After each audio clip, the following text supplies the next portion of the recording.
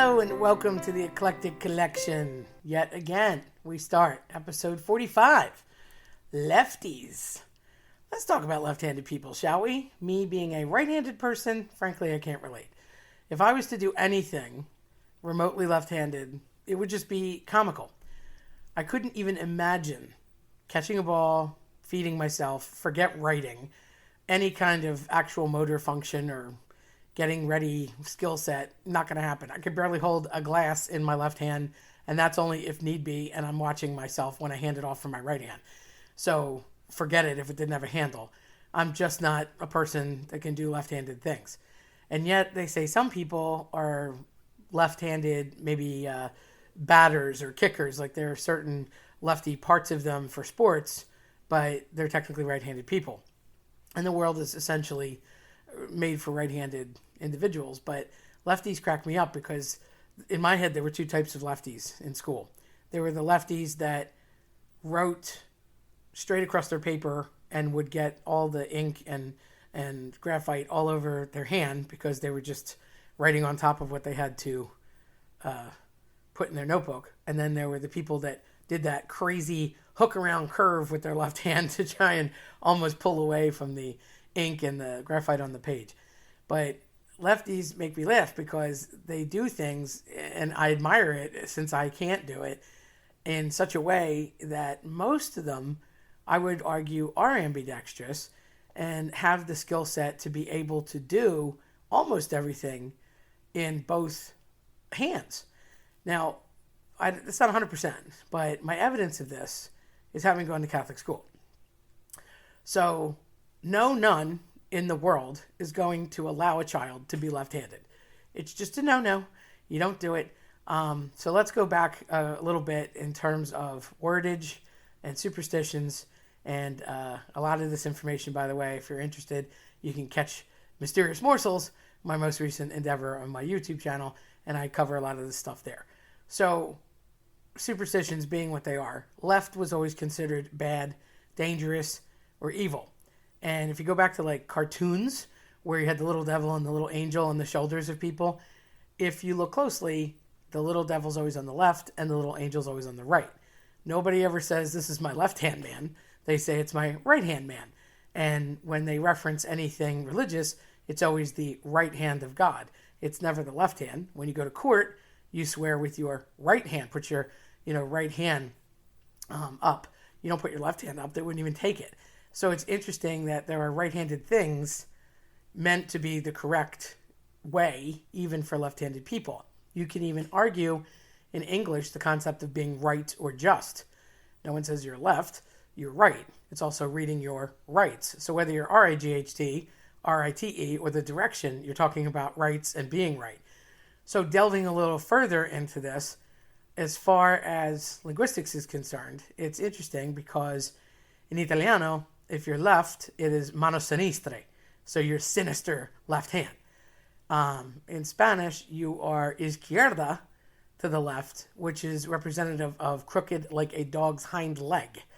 And if you are, in French, I believe the word is gauche, which for our purposes in English adoption is basically saying that somebody is not very nice. If you're gauche, you're behaving in an obnoxious way, and that is the left for lefties. So it's just not a good way to be. It's socially unacceptable. So the pointing of the negative goes to the lefties. So as far as it goes with linguistics and lefts, it's not a good thing. And it's kind of, it's negative, obviously, but it's really pointing towards something wrong. And, well, if you're not right, you're wrong. So people would often get accused of being witches or warlocks, or you were untrustworthy, and God forbid a person was a redhead and left-handed. That was a big no.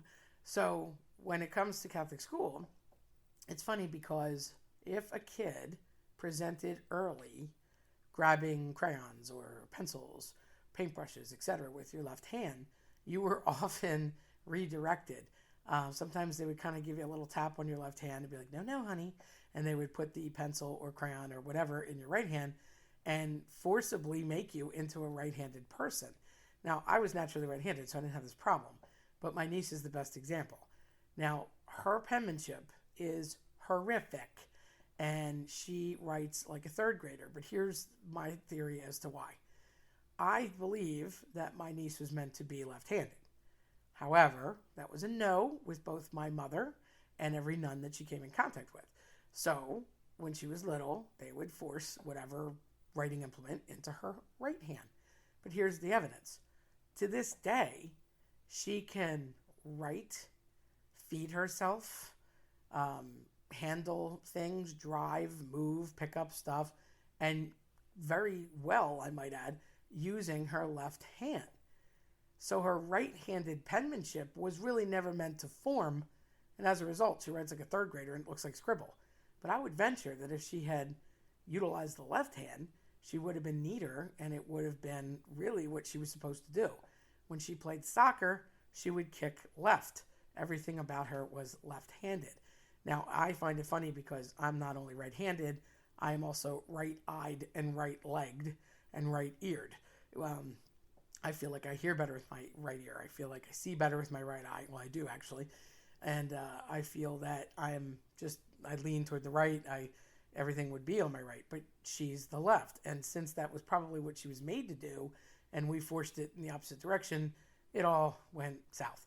So there's a lot of people out there like that. If you're one of them, do let us know, because I feel that there's a lot of people like that out there that got forced into right-handedness, really were meant to be lefties, and they're just putting a square peg in a round hole in this world of right-handedness. So it's not a fair shake, and I do feel bad for you. It's no less amusing to me. I still marvel at people just watching them hold a fork, wield a knife with the left hand. Impressive. I could never do that, even if I wanted to. And any more defined motor skills. I mean, I grew up playing Pac-Man and everything else, and hand-eye motor coordination. I'm completely right-handed. At best, my left hand was hitting the fire button. And I would just marvel at people that were playing Pac-Man or Donkey Kong or whatever with their left hand. I'm thinking, how are you doing that? Everything's backwards.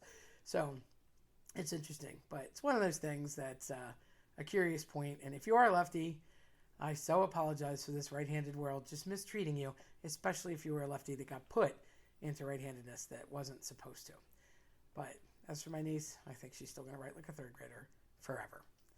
If you liked what you heard today, then check us out at eclecticcollectionpodcast.com or listen on your preferred platform. I'm Terry Tenaglia. Thanks for listening.